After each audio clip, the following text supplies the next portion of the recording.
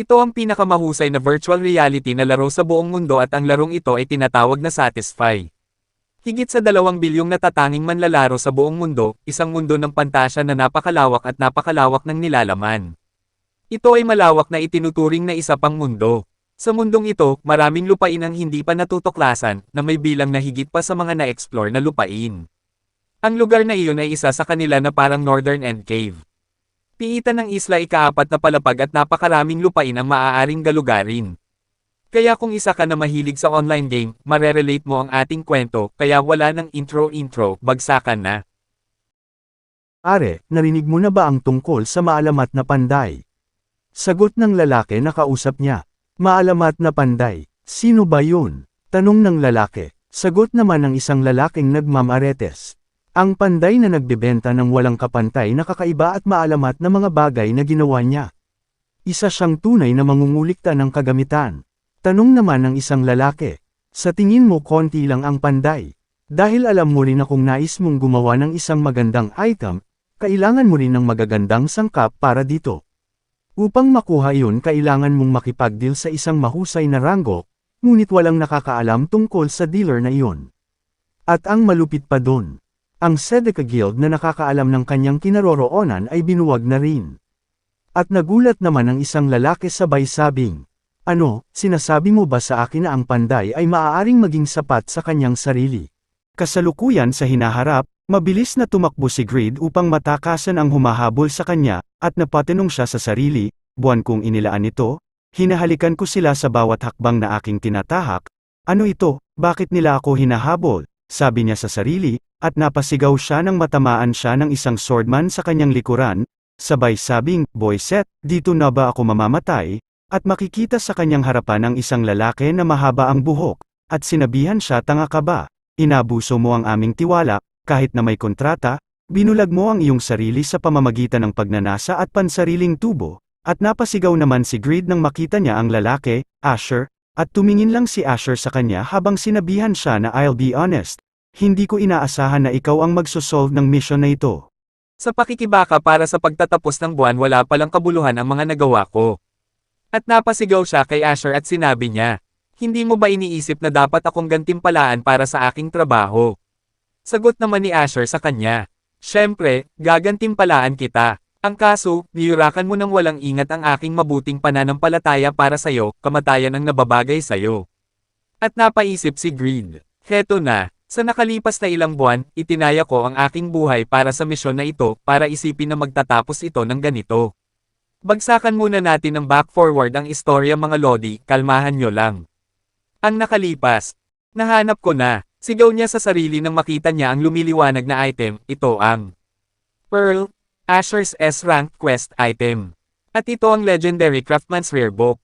At status dete niya ay AD, Greed, Level 73, Warrior. At napaisip si Greed. Ito ay tumagal ng masyadong mahaba, kahit sino pang manlalaro ay malamang na sumuko na ngayon. Pero makikita natin ang kanyang mukha na parang binagsakan ng isang sinelas na may putik. Walang kwentang S-Rank Quest, tinihil ko na lang sana sa kalagitnaan pa lang. Sheesh, ilan ang nagastos ko sa life potion sa dami ng kalaban, kung hindi ako mababayaran na maayos para dito, hinding-hindi ko isasama ang sarili ko sa Asher na yan kailanman. Nakuha ko na ang quest item, at biglang nagtaka si Greed sa nakita niya.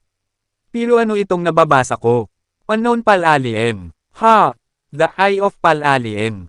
Sandali, kung naaalala ko ng tama, itong mamahaling bagay na tumaas ng husto ang presyo. Wow! Pero gaano pa karaming pera ang kailangan kong gastusin sa mapahamak na larong ito? Bakit ang kamalasan ay palaging nakahawak sa aking kapalaran sa mga sitwasyong ito? Masyado na akong maraming utang para sa larong ito. At biglang nagulat siya nang may lumabas na date sa kanyang harapan. Appraisal is now being used. You have acquired a legendary item. Pagmas Rare Book, this book contains the secret of Pagma, a legendary blacksmith whose transcend human boundaries. If used, you will become Pagma's descendant. At ang rating ay isang legendary. Ang reputasyon mo ay tataas ng 500 sa buong kontinente. At napatanong si Greed sa kanyang sarili. Ano? Hindi maaari, a legendary class. Makakakuha ako ng magagamit na maalamat na klase, kasama nito, makakakuha ako ng isa sa pinakamalakas na klase na pwede ko din magamit. Gumising ka Greed, narito ka upang lumampas sa S-rank, o maaari ko lang ibenta ito para sa malinis na kita. Isang maalamat na klase na madali akong kumita ng 100 milyong won dito. At naalala ni Greed ang daily routine niya sa araw-araw. Dahil sa aking mga bayarin at utang sa paglalaro, kinailangan kong magtrabaho, sa paglalaro ang tanging bagay na pinagtitiwalaan ko. Ngunit dahil namuhunan ako ng napakaraming oras sa larong ito, kahit ang aking mga kaibigan ay iniwan ako pagkatapos ng ilang sandali. Kahit ang sarili kong pamilya ay itinuturing na nag-aaksaya lang ako ng oras at panahon. Pero ngayon tapos na ang lahat. Sa wakas ay makakapag-palm na ako sa aking loser na lifestyle. At napasigaw si Greed habang tinataas ang book item. Kaya bilasan na natin at ibebenta ko na ta. At maglalag out na sana siya sa laro ngunit bigo siya makaalis, nakita niya ang notification na lumabas. Hindi ka maaaring mag-log out sa laro sa sandaling ito. Sa kabila ng lahat, makikita natin na ang grupo ni Asher ay nagtitipon.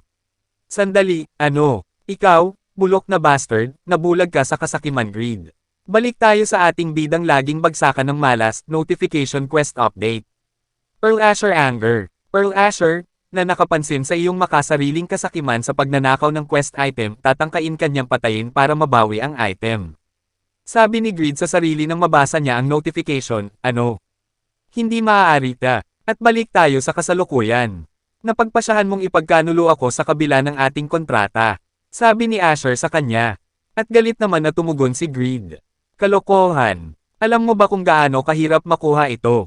At agad naman inutusan ni Asher ang kanyang tauhan, sabay sabing. Ang dami mong naiisip na dahilan, dakpin siya. At agad tumalon ang mga tauhan ni Asher upang atakihin si Greed. At makikita na ang mukha ni Greed na nawalan na ng pag-asa, naisip niya na lang. Ilang buwan akong nagpaalipin para makuha ito, hindi ako pwedeng mamatay ng ganito. Kahit ano pa ang mangyari. Malalampasan ko ang quest na ito.